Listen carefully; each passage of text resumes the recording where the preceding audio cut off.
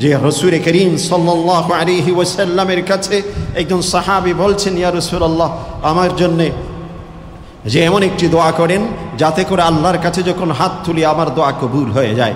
রাসূল করিম সাল্লাল্লাহু আলাইহি ওয়াসাল্লাম বলেছেন, আতিব মাতআমাক তাকুন মুস্তাজাবাদ দাওয়াত, তোকে পবিত্র করো, তুমি মুস্তাজাবাদ দাওয়াত হয়ে যাবে।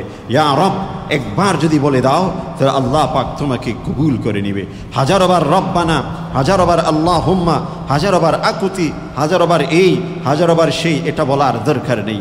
আমার পেটে হারাম রয়েছে, আমার উপার্জনে হারাম রয়েছে, পৃথিবীর যত বড় আল্লাহর ওলিকে দিয়ে আমি দোয়া করাই না কেন আমার জন্যে সুপারিশ কবুল হবে না যতক্ষণ পর্যন্ত না আমি হারাম থেকে ফিরে আসব। তবে হ্যাঁ, কোন আল্লাহর ওলির মাধ্যমে এইটুকু হতে পারে, হে আল্লাহ এই ব্যক্তিকে আপনি হারাম থেকে ফিরিয়ে নিয়ে আসেন, হারাম থেকে ফিরিয়ে নিয়ে আসেন। এই দোয়া যদি কোনো ব্যক্তি করে হয়তো লেগে যেতে পারে, কিন্তু আপনার পেটে হারাম আছে, আপনি হারামের উপর চলছেন, হারাম অর্থের উপর আপনার সব কিছু, যে কোনো যে আল্লাহর ওলি আপনার জন্য সুপারিশ করুক না কেন আপনার গুনাহ কিন্তু ক্ষমা হবে না যতক্ষণ পর্যন্ত না আপনার হারাম থেকে আপনি বেরিয়ে আসবেন না।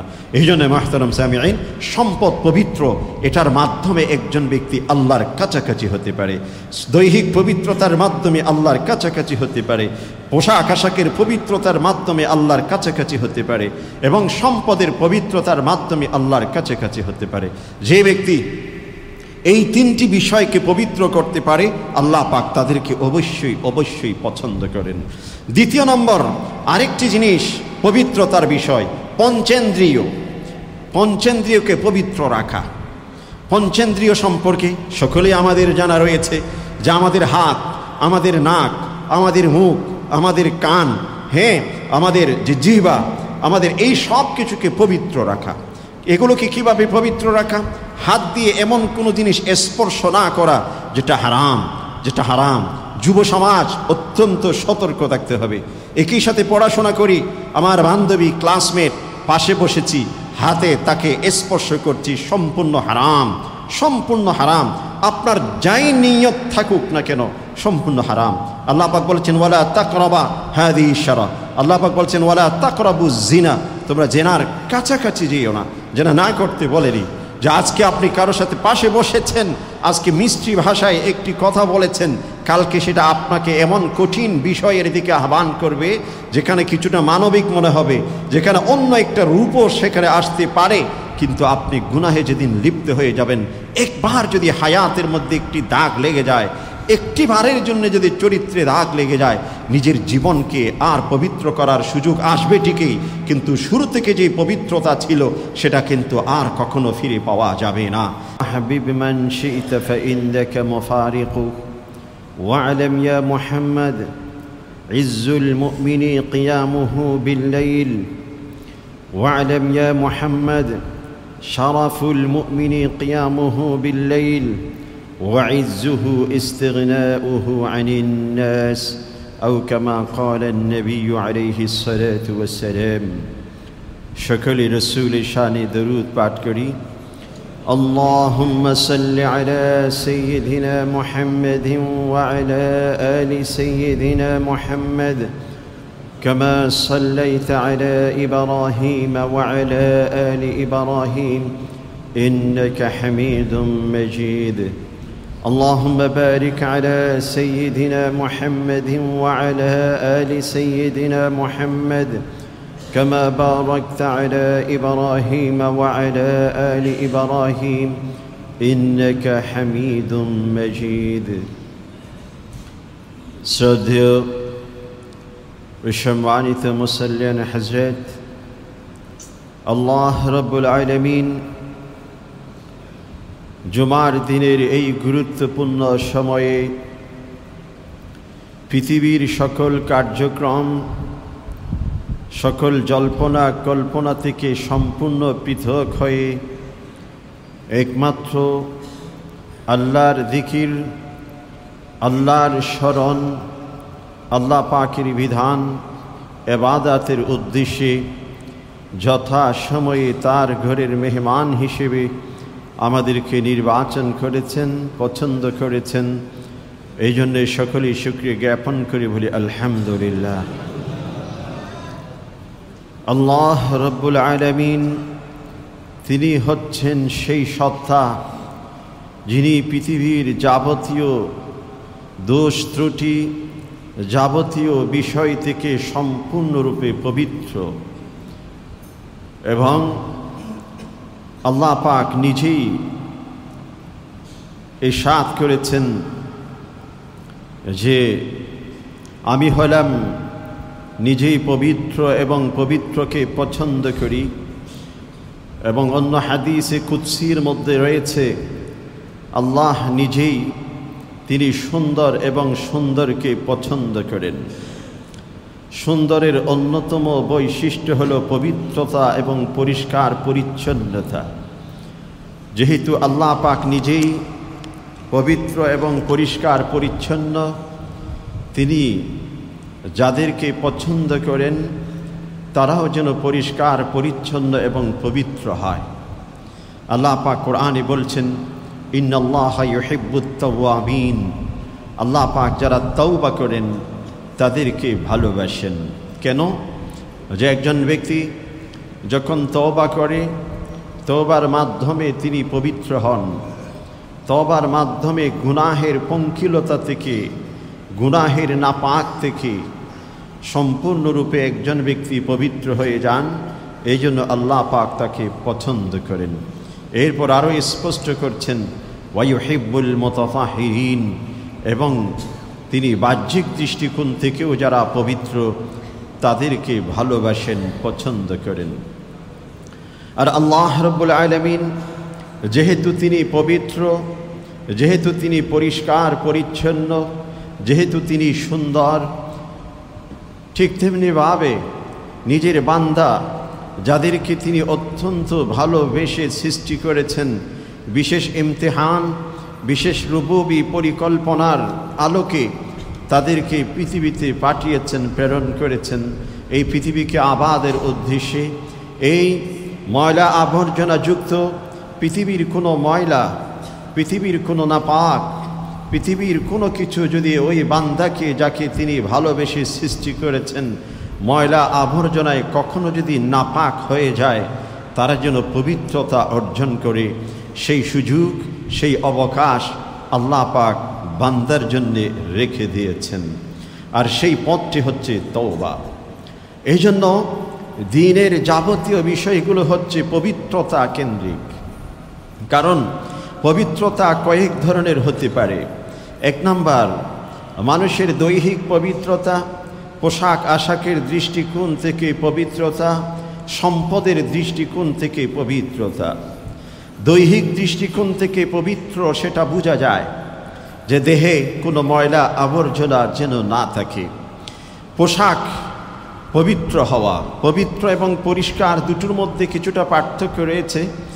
যে পবিত্র এবং পরিষ্কার পরিচ্ছন্ন দুটোর মধ্যে সূক্ষ্ম একটি পার্থক্য রয়েছে। সেটা হলো এই, কোনো কাপড়ে যদি ধুলোবালি লাগে, মাটি লেগে যায়, তখন ওই কাপড়টিকে আমরা অপরিষ্কার বলতে পারি, অপরিচ্ছন্ন বলতে পারি, কিন্তু সেটা অপবিত্র নয়। পবিত্র হওয়ার জন্যে যেখানে নাপাক থাকা প্রয়োজন, যেটা ইসলাম এবং শরিয়তের পক্ষ থেকে যেগুলোকে নাপাক হিসেবে ঘোষণা দিয়েছেন, নাপাক হিসেবে চিহ্নিত করেছে, ওই কোনো কিছু যদি পোশাকে অথবা দেহের মধ্যে লেগে যায় তাহলে সেটা হচ্ছে অপবিত্র। আর ধুলোবালি, মাটি, এটা পবিত্র। উম্মতে মুহাম্মদী সাল্লাল্লাহু আলাইহি ওয়াসাল্লামের অন্যতম সম্মাননা, আল্লাহ পাক তাদের জন্য মাটিকে পবিত্র করেছেন। শুধু তাই নয়, মাটি দ্বারা অপবিত্র কোনো কিছুকে পবিত্র করা যায়।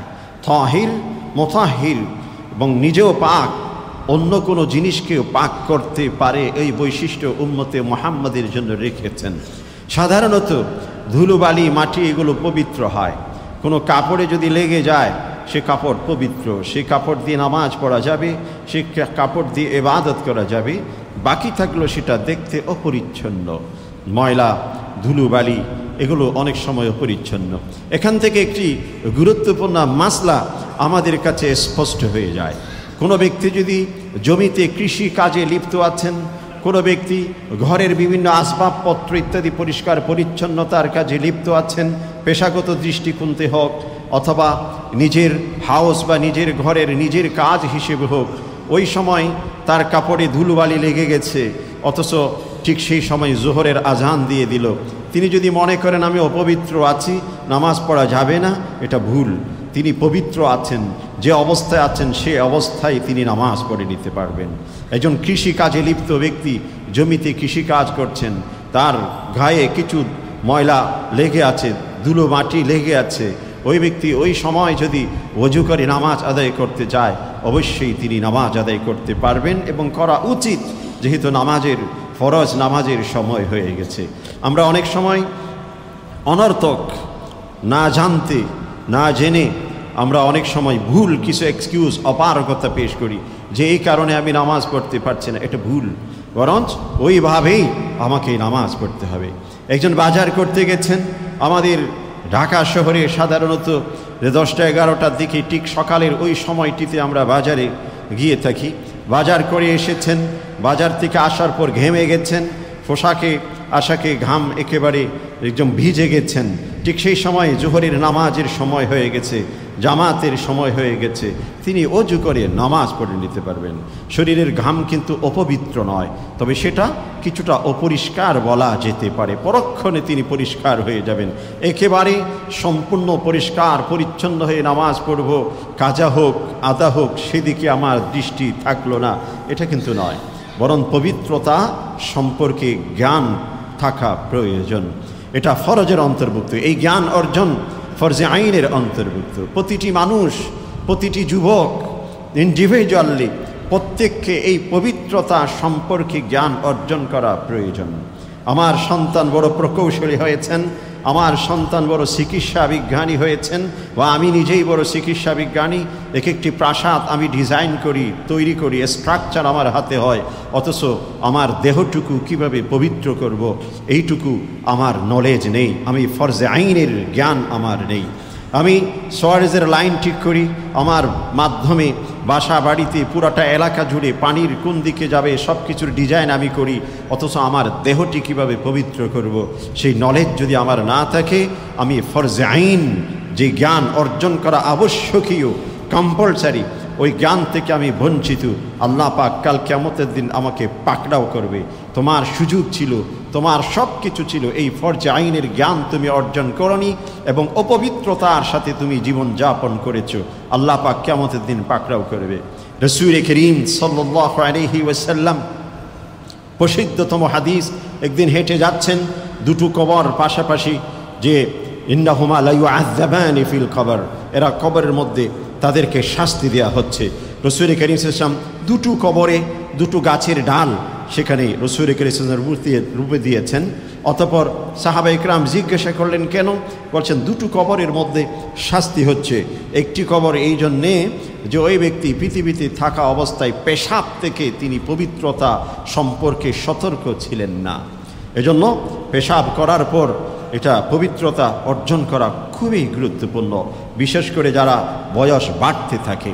আরেকজন তার কবরে শাস্তি হচ্ছিল এই জন্য, সেটাও এক ধরনের অপবিত্রতা, সেটা হচ্ছে মানসিক আত্মিক অপবিত্রতা। তিনি মানুষের গীবত করতেন, মানুষের সম্পর্কে সমালোচনা করতেন, যেই গীবত ইসলাম শরীয়ত সম্পূর্ণ হারাম করেছেন, সেই গীবতের কাজে তিনি লিপ্ত থাকতেন, এই জন্য তার কবরে শাস্তি হচ্ছে। এনিহাও দৈহিক পবিত্রতা এটা একটা গুরুত্বপূর্ণ বিষয়, পোশাকের পবিত্রতা গুরুত্বপূর্ণ বিষয়, সম্পদের পবিত্রতা এটাও গুরুত্বপূর্ণ বিষয়। যে ব্যক্তির সম্পদ পবিত্র নয় সে ব্যক্তিকে আল্লাহ পাক পছন্দ করেন না। সম্পদ পবিত্র করে জাকাতের মাধ্যমে, জাকাতের মাধ্যমে সম্পদ পবিত্র হয়।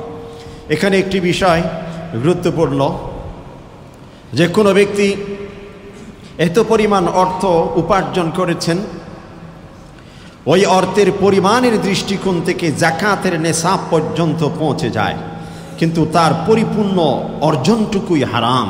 যেমন কোনো ব্যক্তি 1 কোটি টাকা কারো কাছ থেকে নিয়েছেন আত্মসাৎ করে, জুলুম করে, নিজের বোন নিজের ভাই মিরাথি সূত্রে একটি ফ্ল্যাট, একটি যে ফ্লোর সে মালিক ছিল, কিন্তু ভাই হিসেবে তাকে ধোঁকা দিয়ে অথবা অন্য কোনোভাবে সে এটাকে বোন থেকে আত্মসাৎ করে রেখে দিয়েছেন। ওই ফ্ল্যাটের মূল্য হচ্ছে 1 কোটি টাকা, 1 কোটি প্লাস বা কম বেশি হতে পারে। এই পরিমাণ টাকা তার আছে, সেটা তিনি বিক্রি করছেন।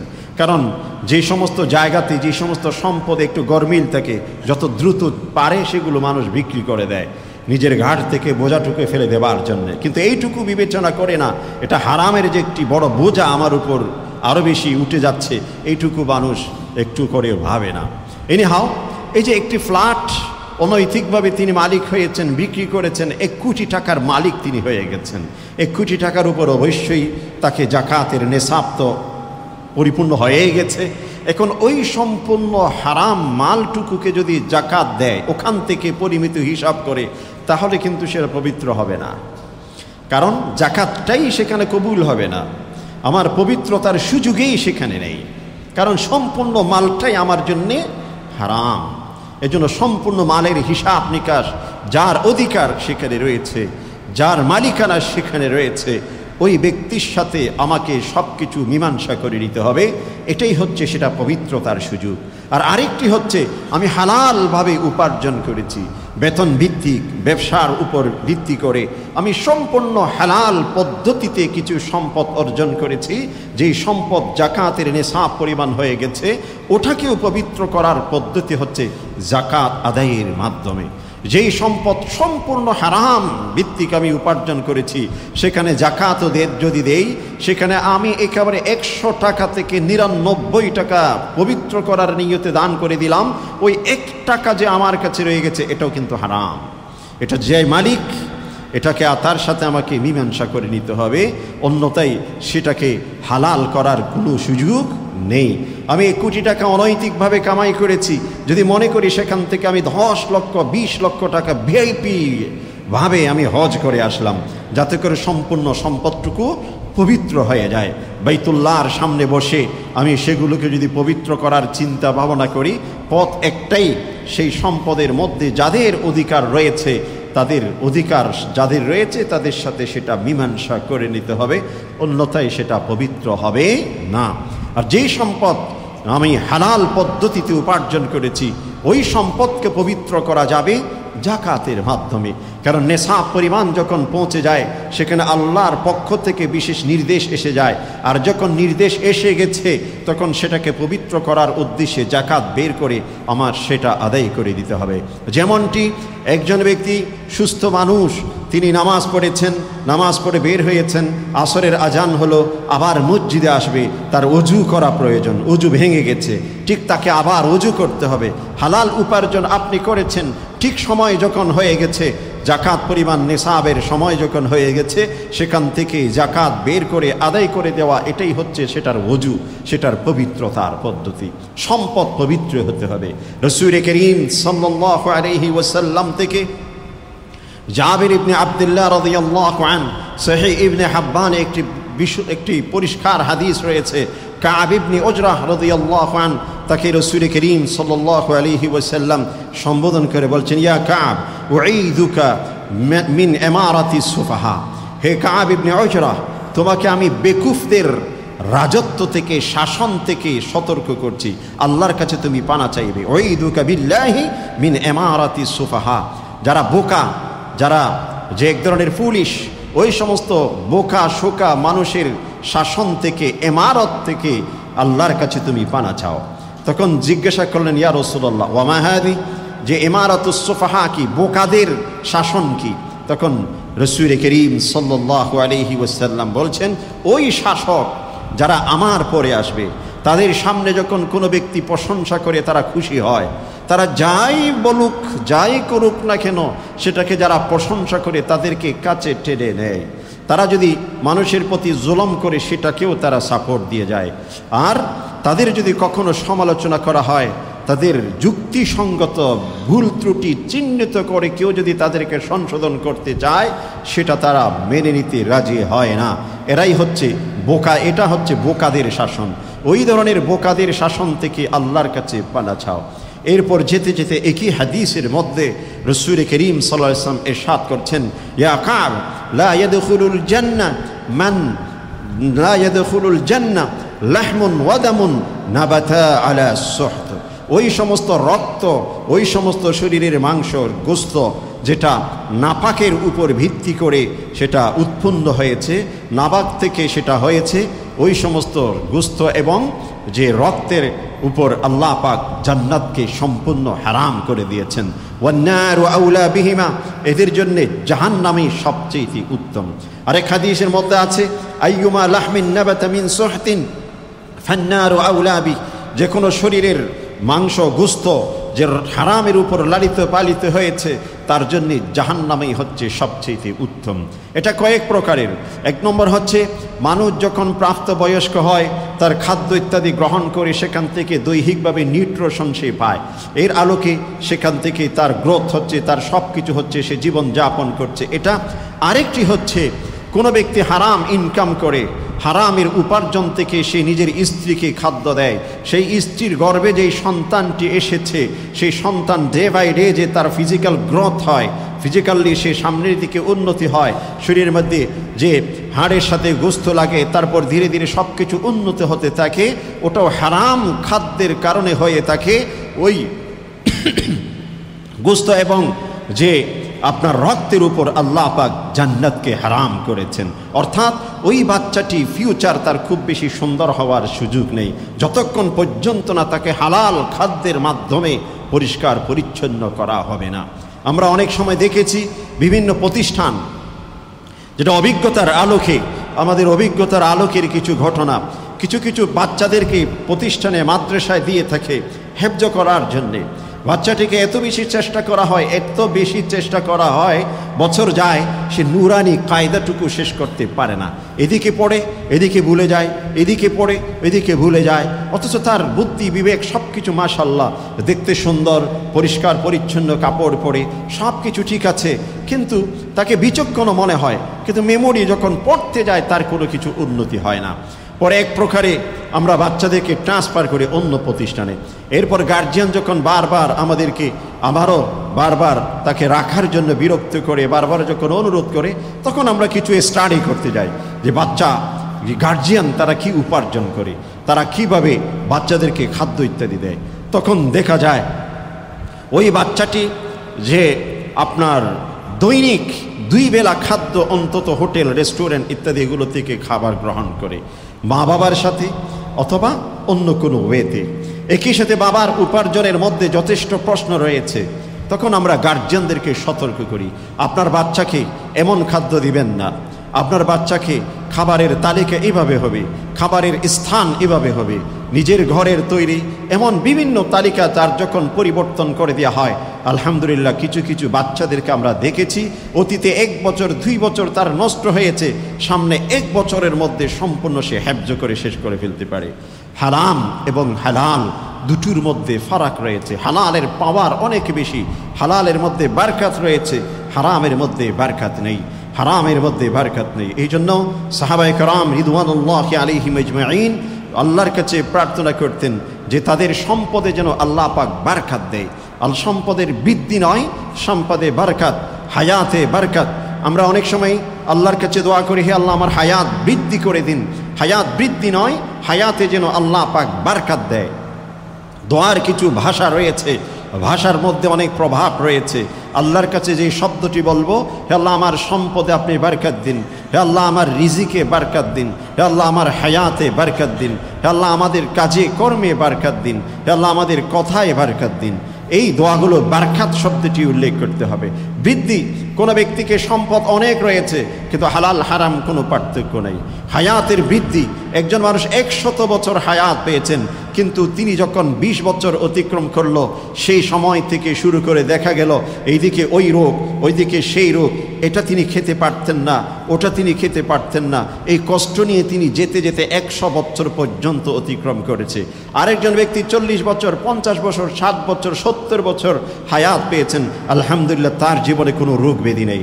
যখন যেদিকে মুভ করতে চেয়েছেন পেরেছেন, যখন যেটা তিনি আহার করতে চেয়েছেন পরিমিত সেটা তিনি করতে পেরেছেন, তার কোনো রোগ ব্যাধি নেই। এটা হচ্ছে হায়াতে বারকাত। আর যদি আপনি আল্লাহর কাছে বলেন, হে আল্লাহ আমার হায়াতে বৃদ্ধি করে দিন, আপনার হায়াতকে লম্বা করে দিন, এই দোয়া যদি আপনি আল্লাহর কাছে করেন, আল্লাহ পাক আপনাকে 100 বছর বয়সে দিতে পারে, 150 বছর বয়সে দিতে পারে, কিন্তু আপনার অবস্থা হবে করুণ। পায়ে ব্যথা, হাতে ব্যথা, হাঁটুতে ব্যথা, ঠিকমতো রুকু করা যায় না, সেজদা করা যায় না, বসা যায় না, এই আমার কঠিন জীবন যাপন হতে পারে। এই জন্য ভাষা পরিবর্তন, ভাষার মধ্যে একটি প্রভাব রয়েছে। এই জন্যই আল্লাহুম্মা বারিক লানা, আল্লাহ হে আল্লাহ আমাদেরকে আপনি বারাকাত দিন আমাদের হায়াতে, সম্পদে, কাজে, কর্মে, সকল সেক্টরে। তখন ওই বারাকার মধ্যে অন্য ধরনের কিছু বিষয় রয়েছে যেটা সম্পূর্ণ আল্লাহর হাতে। এই জন্য সম্পদ বৃদ্ধি নয়, সম্পদে বারাকাত। আর সম্পদে বারাকাত হবে তখনই যখন আমি হালাল হারাম পার্থক্য করব। এই জন্য মুহতারাম সামিঈন, সম্পদের মধ্যে তেমন কোনো কিছু নেই, তেমন কোনো কিছু নেই। নিজের যেইটুকু প্রয়োজন ওইটুকুই সবচেয়ে গুরুত্বপূর্ণ। নিজের প্রয়োজনের অতিরিক্ত যেটা নিব সেটা আমার জন্য বোঝা, সেটা আমার জন্য বোঝা, সেটা আমার জন্য ফিতনা, সেটা আমার জন্য বড় ইমতিহান। আল্লাহ পাক কোরআনে কারীমের মধ্যে বলেছেন, ইয়া আইয়ুহাল্লাযীনা আমানু লা তুলহিকুম আমওয়ালুকুম ওয়ালা আওলাদুকুম আন যিকরিল্লাহ ওয়া মান ইয়াফআল যালিক ফাউলাইকা হুমুল খাসিরুন। অন্য আরো বলেছেন, ইন্নামা আমওয়ালুকুম ওয়া আওলাদুকুম ফিতনা ওয়াল্লাহু ইনদাহু আজরুন আযীম। সম্পদ এবং সন্তান সন্ততি এদের মধ্যে আল্লাহ পাক ইমতিহান রেখেছেন, পরীক্ষা রেখেছেন। এগুলো মানুষকে আল্লাহ থেকে দূরে সরিয়ে নিয়ে যেতে পারে। আর যেই উপার্জন হালাল ভিত্তিক হবে, যেই উপার্জনের মধ্যে আল্লাহর কাছে বারকাত চাওয়া হবে, সেই সম্পদ মানুষকে আল্লাহ থেকে দূরে সরিয়ে নিয়ে যায় না, বরং সেটা আল্লাহর কাছাকাছি এনে দেয়। ইব্রাহিম ইবনে আদহাম একজন রাজপ্রাসাদে ছিলেন, বালখ শহরের একজন রাজা ছিলেন, বাদশা ছিলেন। রাজপ্রাসাদ ত্যাগ করে তিনি যে ফকিরি জীবন গ্রহণ করেছেন। পৃথিবীতে কিছু মানুষ আছেন যারা ক্ষুধার্তের কারণে আল্লাহর কাছে অভিযোগ দেয়, শিকায়াত করে, যে আল্লাহর কাছে ক্ষুধা থেকে বাঁচার জন্য প্রার্থনা করে। আর ইব্রাহিম ইবনে আদহাম বাদশা হয়ে, রাজা হওয়া সত্ত্বেও ফকিরি জীবন গ্রহণ করেছেন। ফকির মানে ভিক্ষুক নয়, ফকির মানে ভিক্ষুক নয়, ফকির মানে হচ্ছে সাদাসিধা জীবন যাপন পছন্দ করেছেন।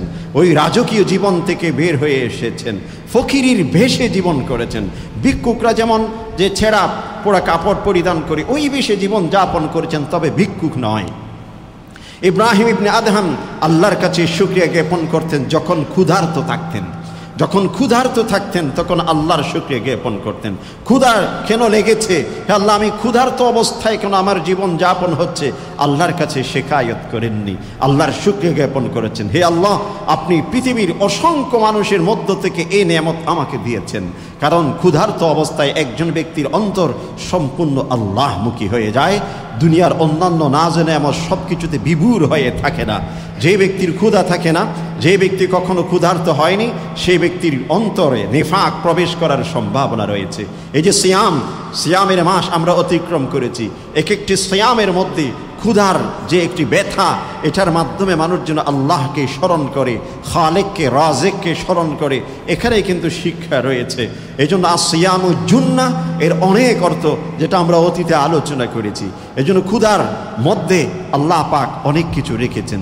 যে ব্যক্তি নেয়ামত পেয়েছেন আল্লাহ পাকের শুকরিয়া জ্ঞাপন করেছেন, ক্ষুধা তাকে পেয়েছে তখন ধৈর্য ধারণ করেছেন, সেই ব্যক্তি সফল। হাদিসের মধ্যে এসেছে কোনো ব্যক্তি 3 দিন পর্যন্ত না খেয়ে আছেন, অতঃপর কোনো ব্যক্তির কাছে তার সেই অভাবের কথা প্রকাশ তিনি করেননি, শুধু আল্লাহ বাইনাহু ওয়া বাইনাল্লাহ তার সম্পর্ক, আল্লাহ পাক সেই ব্যক্তিকে বিনা হিসেবে জান্নাত দিয়ে দিবেন যদি তার ঈমান থাকে। আর যদি ঈমান না থাকে, সেই ব্যক্তি পৃথিবীতে যতই কিছু করুক না কেন, আপনারা দেখবেন বর্তমান যে বিশ্বের মধ্যে বিভিন্ন ধর্মের অনুসারী আছে, বছরকে বছর কিছু খায় না, অথচ উলঙ্গভাবে চলাফেরা করে ঘুরতে থাকে। ঈমান, পবিত্রতা শরীয়তের সীমানার ভিতরে নেই, এজন্য এদের অন্তর্ভুক্ত করা যায় না। জান্নাতি হিসেবে হাদিসের আলোকে তাদেরকে গ্রহণ করা যায় না। এটা হচ্ছে শয়তানের কিছু বিভ্রান্তিতে পড়ে থাকা কিছু মানুষ, যারা সঠিক পথ থেকে দূরে সরে আছেন, অন্ধকারে তারা নিমজ্জিত আছেন, সঠিক পথকে তারা অনুসরণ করতে পারছে না। পবিত্রতা কি জিনিস তারা এখনো পর্যন্ত খুঁজে পায়নি।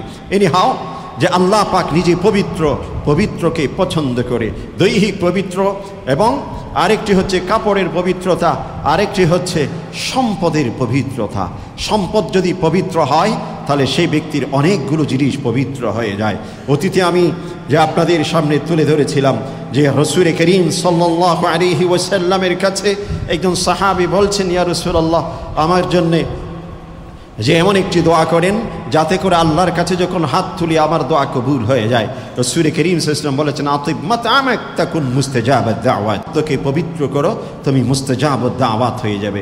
ইয়া রব একবার যদি বলে দাও তাহলে আল্লাহ পাক তোমাকে কবুল করে নেবে। হাজারবার রব্বানা, হাজারবার আল্লাহুম্মা, হাজারবার আকুতি, হাজারবার এই, হাজারবার সেই, এটা বলার দরকার নেই।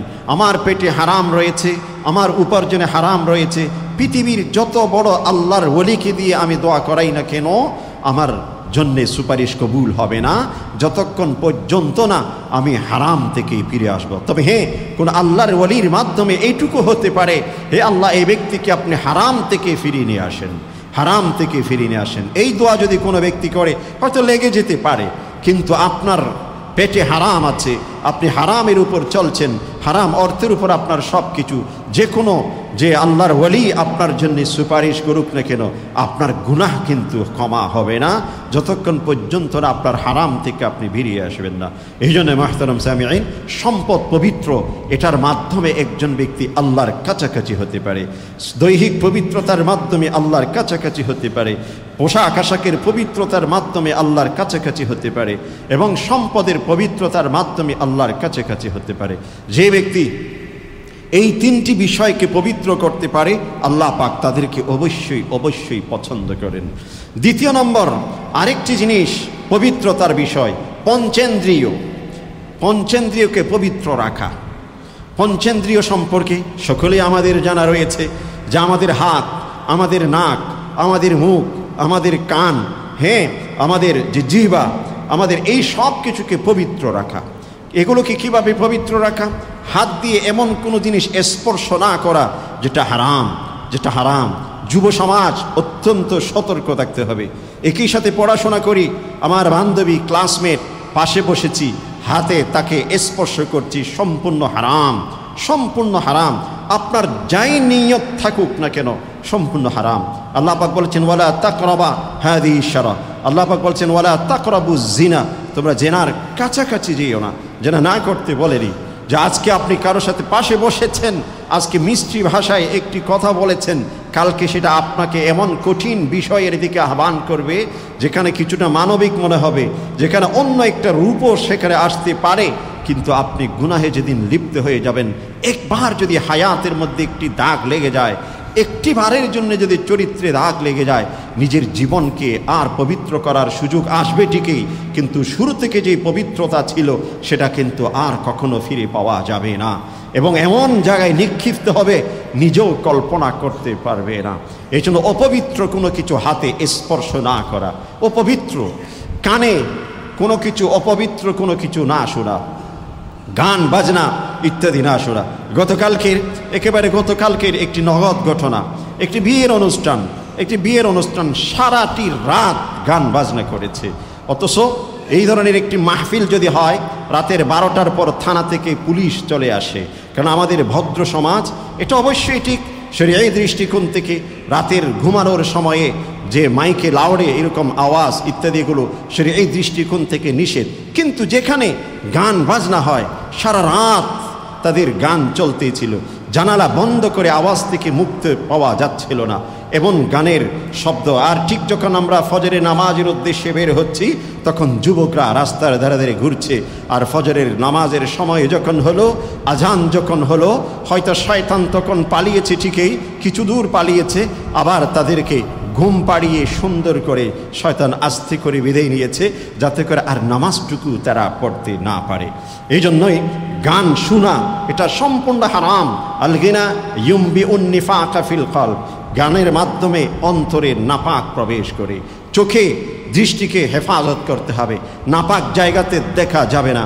আপনি পথ দিয়ে হেঁটে যাচ্ছেন, যেখানে ডাস্টবিন রয়েছে, যেখানে ময়লা আবর্জনা রয়েছে, ঢাকা শহরের বড় বড় নর্দমা রয়েছে, এমন ময়লা আবর্জনার দিকে দৃষ্টি দেওয়া আপনি নিজেকে অরুচিকর মনে করেন, অভদ্র মনে করেন, কিন্তু এমন অনেক চাকচিক্যময় নাপাক রয়েছে যেদিকে দেখতে মন চায়, কিন্তু প্রকৃতপক্ষে সেটা সম্পূর্ণ নাপাক। মুখে কোনো কিছু দেওয়া, আচ্ছা পবিত্র, নিজের মুখকে পবিত্র করতে হবে, কথা বের করার সময় পবিত্র করতে হবে। হাদিসের মধ্যে আছে, মানুষ যখন মৃত্যু শয্যায় পৌঁছে যায়, মালাকুল মউত যখন আসে, তার সাথে অসংখ্য ফেরেশতার এক একটি বহর আসে। ফেরেশতার বহর আসার পর যে ব্যক্তির জান কবজ করবে, জান নিয়ে যাবে, ওই ব্যক্তির অঙ্গ প্রত্যঙ্গকে শুঁকতে থাকে। প্রাণী যেমন, কুকুর যেমন বিভিন্ন জায়গাতে যে আপনার যে ডগ স্কোয়াড, যেগুলো বিভিন্ন অপরাধীকে বিভিন্ন কিছুকে তারা যখন দেখতে যায় শুঁকে দেখে নাকে, ফেরেশতারা এসে ওই ব্যক্তি যিনি মুমূর্ষু অবস্থায় মৃত্যু শয্যায়, তার শরীরের অঙ্গ প্রত্যঙ্গগুলো শুঁকে শুঁকে দেখে, তখন যে ব্যক্তি গুনাহগার হাতে নাপাককে স্পর্শ করেছিল তার হাত থেকে গন্ধ যাবে। যে ব্যক্তি কানে নাপাক জিনিস শুনেছিল তার কান থেকে গন্ধ যাবে। যে ব্যক্তি চোখে নাপাক দেখেছিল তার চোখ থেকে গন্ধ যাবে, নাক থেকে গন্ধ যাবে, শরীরের অঙ্গ প্রত্যঙ্গ থেকে যখন গন্ধ যাবে তখন ফেরেশতারা জোর করে তার প্রাণটুকু নিয়ে যাবে অনেক কষ্ট দিয়ে। এবং তারা ফেরেশতারা এই সিদ্ধান্ত এটাই পৌঁছাই দিবে যে এই ব্যক্তি আল্লাহর নাফরমান ছিলেন, গুনাহগার ছিলেন। যদি সঠিক সুন্দর মৃত্যু পেতে চায়, গান বাজনা ত্যাগ করতে হবে, নাপাক থেকে নিজের পঞ্চেন্দ্রিয়কে পরিপূর্ণ পবিত্র করতে হবে, আর তখন আল্লাহ পাক আমাদের পছন্দ করবেন। ইন্নাল্লাহা ইউহিব্বুত তাওয়াবিন ওয়া ইউহিব্বুল মুতাতাহহিরিন। তওবার মাধ্যমে এই সব কিছুকে পবিত্র করা যায়। কানে গান শুনেছি, অনেক কিছু শুনেছি, এটা পবিত্র করা যায়। এই জন্য মাহতারাম সামিঈন, পঞ্চেন্দ্রিয়কে পবিত্র করতে হবে। পঞ্চেন্দ্রিয় যদি কোনো ব্যক্তির পবিত্র থাকে, সেই ব্যক্তিকে আল্লাহ পাক কাছে টেনে নেবেন, আল্লাহর ওলিদের তিনি কাছাকাছি হয়ে যাবেন। আল্লাহর ওলি হওয়ার জন্যে একেবারে বেশি কিছু করতে হয় এমন নয়। আল্লাহর ওলি হওয়ার জন্যে যে এক সময় শুনতাম যে মানুষ যে অমুক পুকুরের মধ্যে রাতের গভীরে গিয়ে বুক পর্যন্ত পানিতে 40 দিন পর্যন্ত, এতদিন পর্যন্ত এই করতে হবে, সেই করতে হবে, তাহলে তোমার এইরকম অলৌকিক শক্তি পাবে, এই পাবে, সেই পাবে। এই সমস্ত ভণ্ডামি ইসলামিক শরীয়তের মধ্যে নেই।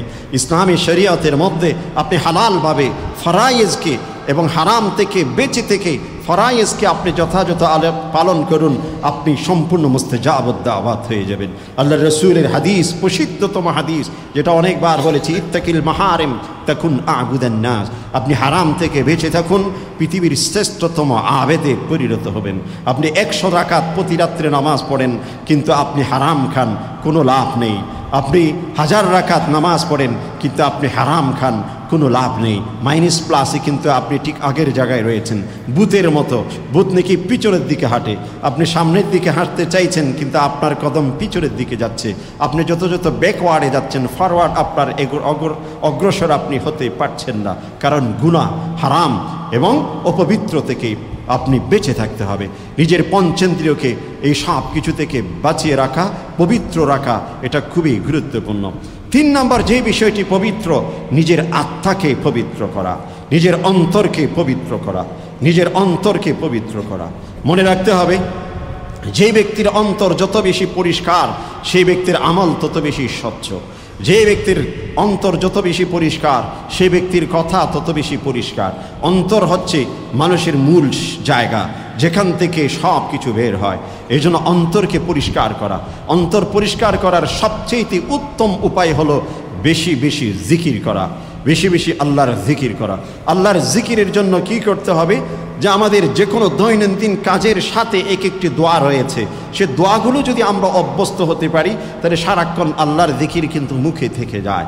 একজন ব্যক্তির সাথে যখন দেখা হলো, সেখানে সালাম, এটাও কিন্তু একটি জিকির, এটাও কিন্তু একটি জিকির।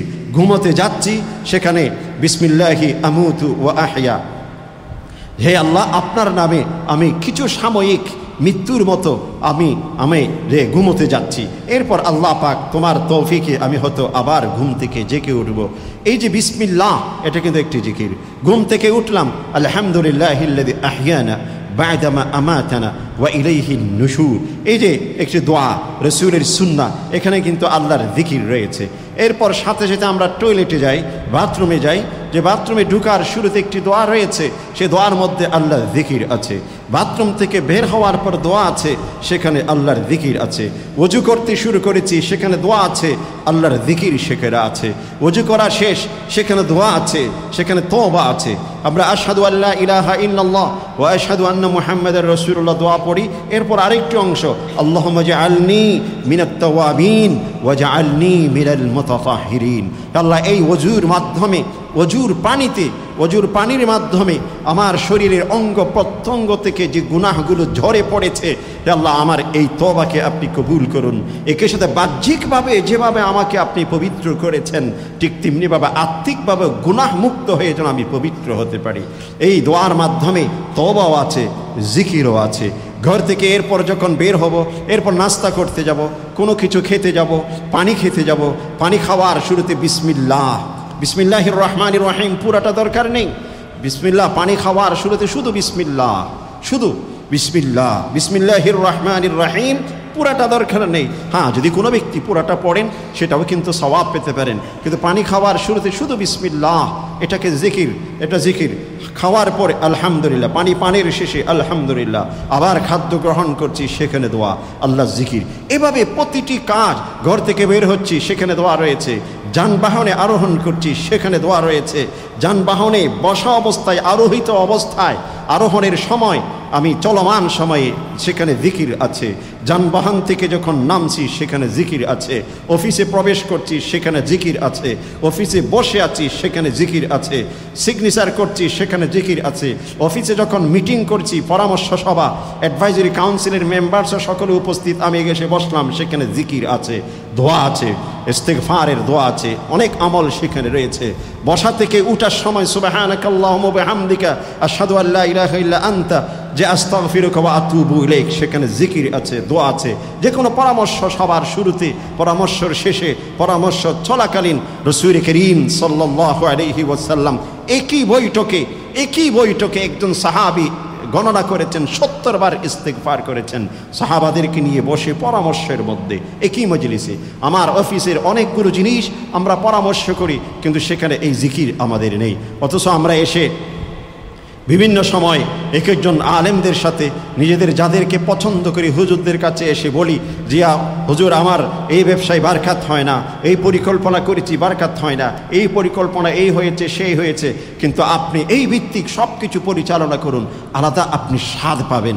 এই স্বাদটুকু কিন্তু কঠিন, এই স্বাদ কিন্তু বুঝাবার মতো নয়। এটা মিষ্টির দোকানেও কিনা যায় না, কোনো শপিং সেন্টার থেকে শপিং করা যায় না, এটা অনুভব করা যায়। এটা আমলের মাধ্যমে সেই রুচিটুকু, সেই স্বাদটুকু নিজেকে অর্জন করতে হয়। এই জন্য সবসময় জিকিরের মাধ্যমে নিজের আত্মা, নিজের অন্তর জগৎ পরিষ্কার হয়। আর যে ব্যক্তির জিকির থাকে না, সে ব্যক্তির অন্তরে নানাবিধ জল্পনা কল্পনার ফাঁকে শয়তান ওয়াসওয়াসা প্রবেশ করিয়ে দেয়, অতঃপর সেখানে অপবিত্রতা এসে যায়। অন্তর যখন অপবিত্র হয়, তার কল্পনা অপবিত্র, তার সেখান থেকে যেটা আউটপুট সেটা অপবিত্র, সব কিছু অপবিত্র, বারকাত থেকে মাহরুম, সব কিছু থেকে মাহরুম হয়ে যায়। এই জন্য মুহতারাম সামিঈন, নিজের আত্মাকে পবিত্র করা জিকিরের মাধ্যমে, বেশি বেশি জিকিরের মাধ্যমে। রাসূল করিম সাল্লাল্লাহু আলাইহি ওয়াসাল্লামের একটি হাদিস হযরত সাহল ইবনে সাঈদ রাদিয়াল্লাহু আনহু থেকে বর্ণিত, আত-তারগীব ওয়া তারহীব, আরো বিভিন্ন হাদিস গ্রন্থের মধ্যে হাদিসটি এসেছে। রাসূল করিম সাল্লাল্লাহু আলাইহি ওয়াসাল্লাম বলছেন, আমার কাছে জিবরিল আমিন এসেছে। জিবরিল আমিন এসে আমাকে বলল, ইয়া মুহাম্মদ ঈশ মা শি'তা ফা ইন্নাকা মাইয়িত। দেখুন, পৃথিবীতে আল্লাহ পাক যত সম্পদ দিয়েছেন, যত সন্তান সন্ততি দিয়েছেন, পৃথিবীর আমাদের প্রতিটি মানুষের আশেপাশের সব কিছুর মধ্যে চাকচিক্য দিয়েছেন। এজন্য পৃথিবী থেকে বিদায় নেওয়ার কল্পনা কেউ করতে পারে না, এই পরিকল্পনা কেউ করে না যে আমি কীভাবে সুন্দরভাবে মৃত্যুবরণ করব, এই পরিকল্পনা কেউ করে না। কীভাবে আমার ঘরটি সুন্দর করে সাজাবো, এটা পরিকল্পনা করে। এমনকি নিজের কাপড় চোপড় কীভাবে, নিজের ভবিষ্যৎ প্রজন্মকে কীভাবে শিক্ষিত করব, কীভাবে স্ট্যাটাস তার গ্রো করা যায়, এই সব কিছু নিয়ে আমাদের প্ল্যানিং হয়, পরিকল্পনা হয়। এইটুকু পরিকল্পনাও হয় যে আমার মৃত্যুর পর আমার কবরটা কীভাবে সাজানো হবে, কিন্তু কবরে যাওয়ার জন্য যে একটি আমলি প্রস্তুতি রয়েছে, এইটুকু কিন্তু আমরা করি না। পৃথিবীর মায়া, পৃথিবীর মোহ কাউকে ছাড়তে চায় না। পৃথিবীর এই মায়া, এটা আল্লাহ প্রদত্ত নেয়ামত, এটাকেও কিন্তু ঘৃণা করা যাবে না। সম্পদের প্রতি আকর্ষণ, এটা আল্লাহর নেয়ামত। কারণ সম্পদের প্রতি যদি মানুষের আকর্ষণ না থাকতো, পৃথিবী চলমান থাকতো না। হ্যাঁ, সন্তান সন্ততির প্রতি আকর্ষণ, এটাও কিন্তু আল্লাহ প্রদত্ত নেয়ামত, তবে সেটাকে কন্ট্রোল করতে হবে। স্ত্রীর প্রতি মায়া মমতা, এটা আল্লাহ প্রদত্ত নেয়ামত। এটা যদি আল্লাহ পাক মানুষের মধ্যে না দিতেন, মানব সভ্যতা বিকাশ ঠিক একটি জায়গাতে এসে স্টপ হয়ে যেত, থেমে যেত। আল্লাহ পাক সভ্যতা বিকাশের একটি ধারা রেখেছেন, এই আকর্ষণ মানুষের মধ্যে দিয়েছেন। তবে সেই আকর্ষণকে নিজের জ্ঞান, নিজের দ্বীনি সমাজ, নিজের বুদ্ধি, নিজের আখলাকের মাধ্যমে কন্ট্রোল করতে হবে, নিয়ন্ত্রণ করতে হবে। এখানেই হচ্ছে মানুষের পরিচয়, এখানেই হচ্ছে মোমেনের পরিচয়, এখানে হচ্ছে ঈমানের সবক, এখানে হচ্ছে ইসলামী শরীয়তের বিধান। সেই আলোকে নিজেকে যখন কন্ট্রোল করব, তখন কিন্তু সেই নেয়ামতকে আমি উপভোগ করতে পারবো। তা আল্লাহ পাক জিবরিল আমিনের মাধ্যমে রসুলকে বলছেন, ইয়া মুহাম্মদ, হে মুহাম্মদ, পৃথিবীতে অনেক মায়া, সব কিছু দিয়েছি, আপনি যেমন মন চায় তেমন জীবন যাপন করেন। তবে একটি হাকিকত, একটি বাস্তবতাকে, একটি রিয়ালিটিকে আপনি কশ্চিনকাল অস্বীকার করতে পারবেন না। সেটা কি? ইন্নাকা মাইয়িত, আপনাকে অবশ্যই মৃত্যুবরণ করতেই হবে। আপনি যতই কিছু করুন না কেন, এই পর্যন্ত পৃথিবীতে কেউ থাকতে পারেননি, আপনাকে মৃত্যুবরণ করতেই হবে। অতএব সেই জন্যে প্রস্তুতি গ্রহণ করা। এরপর বলছেন, ওয়ামাল মা শি'তা, আপনি যেমন মন চায় তেমনটি আমল করুন। ফাইন্নাকা মুজজিয়ুন বি, আপনি ভালো কিছু করলে ভালোর ফলাফল আপনি পাবেন, আপনি তো খারাপ কোনো কিছু করেন সেটার ফলাফল আপনি পাবেন। যে আপনি যদি গুনাহ করেছেন, গুনাহ সেটা আপনি দেখতে পাবেন, আপনি যদি সওয়াবের কাজ করেছেন সেইটুকু আপনি দেখতে পাবেন। কাল কিয়ামতের দিন বিচারের কাজ আপনার হাতে আল্লাহ পাক দিয়ে দিবেন। বলবেন, ইকরা কিতাবাক কাফা বিনাফসিকা আল-ইয়াওমা আলাইকা হাসিবা, যে আপনার আমলনামা আপনি নিজে দেখুন, অতঃপর আপনার বিচার আপনি নিজেই করুন। অতঃপর যে সেই ব্যক্তি সেদিন লজ্জিত হবে, ইয়া লাইতানি, বলে আফসুস করবে, যদি এমন হতো, যদি এমন হতো। পৃথিবীতে মানুষ অনেক কিছুতে বিভোর রয়েছেন, কাল কিয়ামতের দিন মানুষ বেশ কিছু বিষয় নিয়ে আফসুস করবে, বেশ কিছু বিষয় নিয়ে আফসুস করবে, আফসুস করবে যে যদি এটা না হতো, এটা না হতো, এটা না হতো, যদি এমন হতো, যদি এমন হতো, এরকম আফসুস করবে। ওই আফসুসের পূর্বে আমাকে সেই আমল তৈরি করতে হবে, যে আমলের মাধ্যমে আমি জান্নাতি সার্টিফিকেট অর্জন করতে পারি। রাসূল করিম সাল্লাল্লাহু আলাইহি ওয়াসাল্লাম শুধু জান্নাত আল্লাহর কাছে চাইতেন না, বলছেন বরং ওমা ইউকাররিবু ইলাইহি, এবং ওই সমস্ত আমল আমাকে দান করুন যে আমল জান্নাত পর্যন্ত আমাকে নিয়ে যায়। জাহান্নাম থেকে মুক্তি চাইতেন তা নয়, জাহান্নাম থেকে পানাহ চাইতেন শুধু তা নয়, বরং জাহান্নাম থেকে পানা চাওয়ার পাশাপাশি ওই সমস্ত আমল থেকেও আল্লাহর কাছে আশ্রয় প্রার্থনা করতেন যে আমল মানুষকে জাহান্নামের দিকে নিয়ে যাবে। যে ওয়ানাউযু বিকা ওয়াআউযু বিকা মিনান নার ওমা ইউকাররিবু ইলাইহা, যে জাহান্নাম থেকে এবং ওই আমল যেটা জাহান্নামের দিকে নিয়ে যায় সেগুলো থেকে আল্লাহর কাছে আশ্রয় প্রার্থনা করতেন। এজন্য আমার আমল এমনভাবে তৈরি করতে হবে কাল কিয়ামতের দিন যেন আমাকে লজ্জিত হতে না হয়। এজন্য বলছেন, ওয়া'মাল মা শি'তা ফাইন্নাকা মুজজিয়ুম বি, কোন ধরনের জাযা, কোন ধরনের সওয়াব, কোন ধরনের সেটার ফলাফল আপনি পেতে চান, সে আলোকে আপনি আমল করবেন। এরপর বলছেন, ওয়া আহবিব মান শি'তা ফাইন্নাকা মুফারিকুহু, পৃথিবীতে আমরা অনেককে ভালোবাসি, সবচেয়ে আপন মনে করি।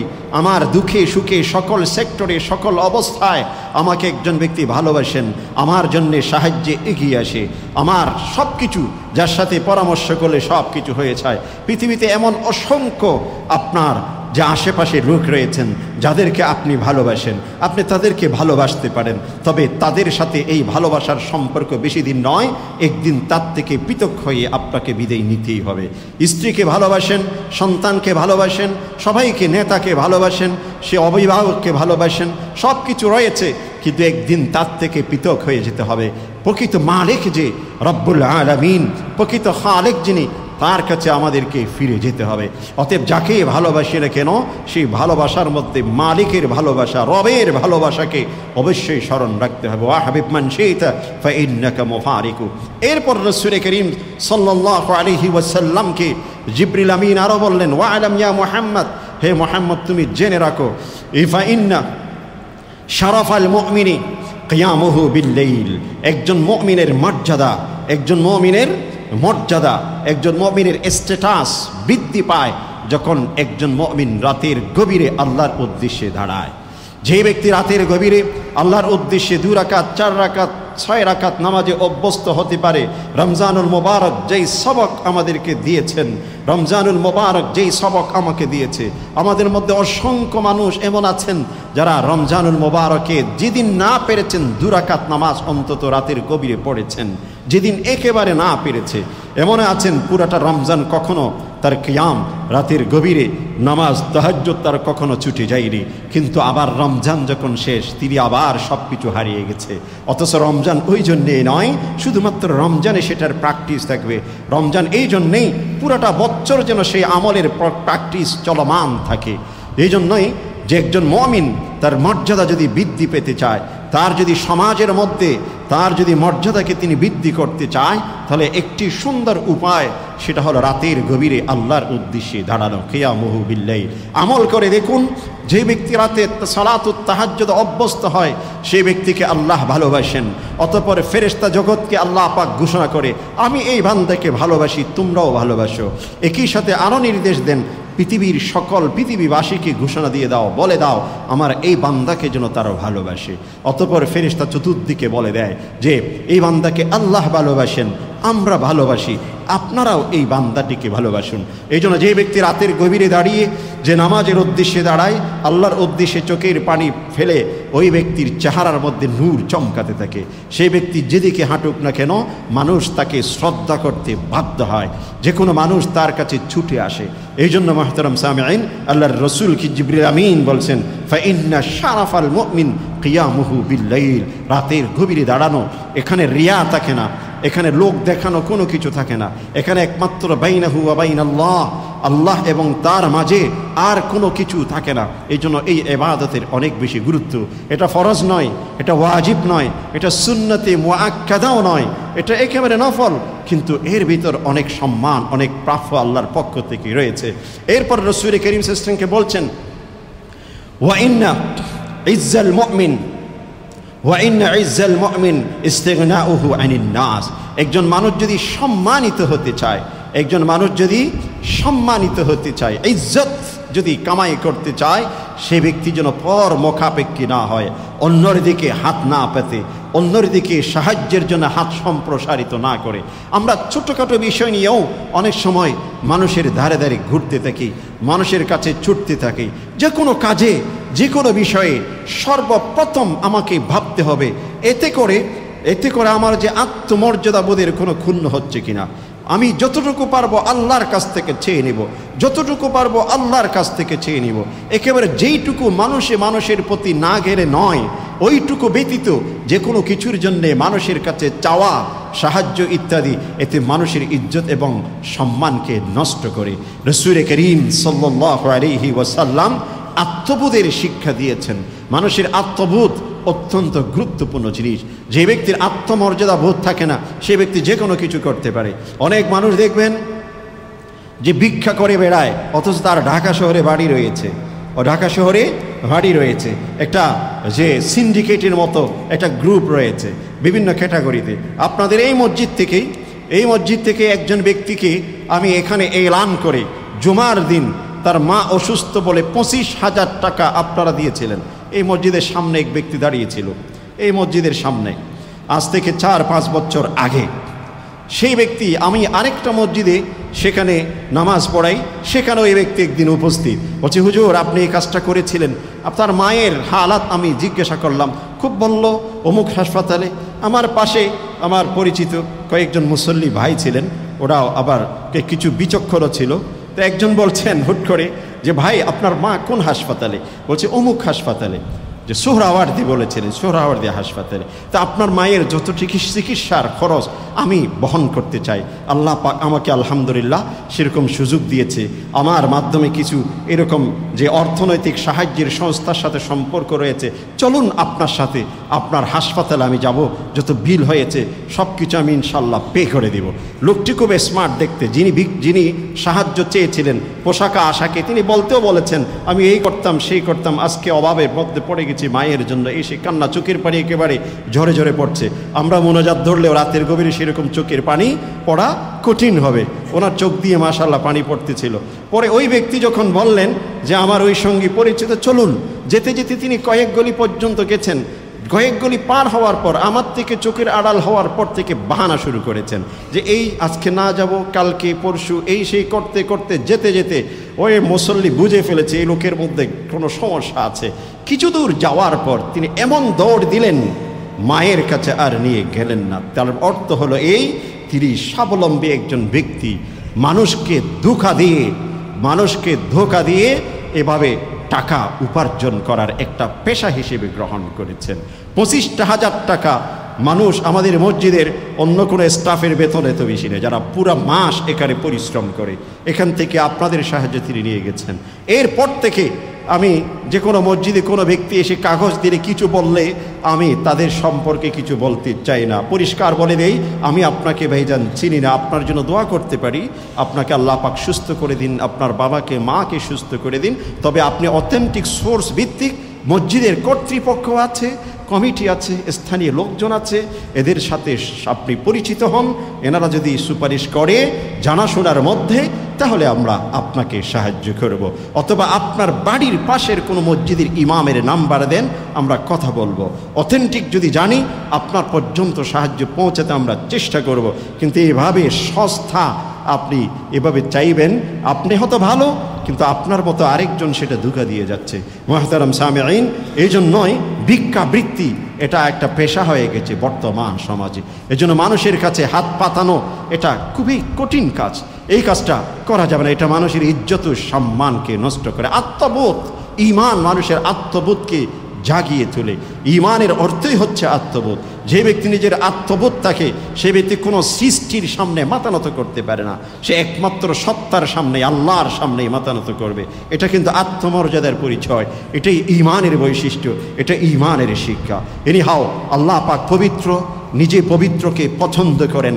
এই জন্য আমাদের দেহ যেমন পবিত্র হবে, আমাদের সম্পদ যেমন পবিত্র হবে, একই সাথে আমাদের যে কাপড় যেমন পবিত্র হবে, আমাদের পঞ্চেন্দ্রিয়কে সেভাবে পবিত্র করতে হবে, আমাদের আত্মাকে পবিত্র করতে হবে।